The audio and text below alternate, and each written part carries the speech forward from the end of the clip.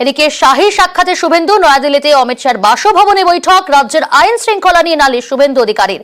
চোপড়া মাথাভাঙার ঘটনা উল্লেখ শুভেন্দুর, ভোটে খারাপ ফলে শুভেন্দুকে বকুনি শাহের। শাহ শুভেন্দুর বৈঠকে আজকের এই বৈঠক এবং সেই বৈঠককে কটাক্ষ করেছেন কুণাল ঘোষ। পাল্টা কুণাল ঘোষকে কটাক্ষ শ্রমিক ভট্টাচার্যের। বিরোধী দলনেতা কেন্দ্রীয় স্বরাষ্ট্রমন্ত্রীর সঙ্গে মিটিং করেছেন, ওরা একই দলের, সেটা হতেই পারে। কিন্তু আমাদের কাছে যেটা সূত্রের খবর, যে বাইরে যেগুলো বলা হচ্ছে যে বাংলার বিষয় নিয়ে নালিশ বা অমুক, এগুলো একটি ঘটনাও ঘটেনি।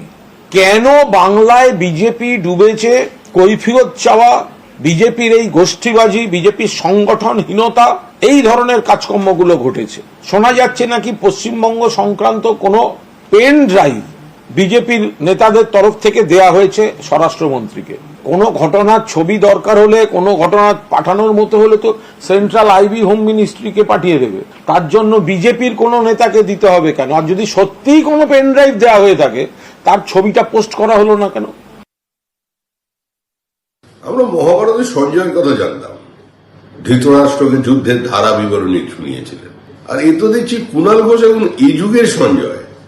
বন্ধ ঘরে দুই নেতার মধ্যে কি মিটিং, সেটাও ওনার কাছে চলে আসছে, তারও ধারা বিবরণী দিচ্ছেন। ভিতরে যেটা হয়েছে সেটা এক্স্যাক্টলি পোস্ট করেছেন বিরোধী দলনেতা।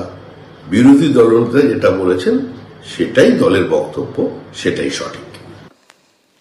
বিজেপি করাই নাকি চাষে বাধা, তৃণমূলের বিরুদ্ধে ফতোয়া জারির দাবি বিজেপির। কোচবিহারের মাথা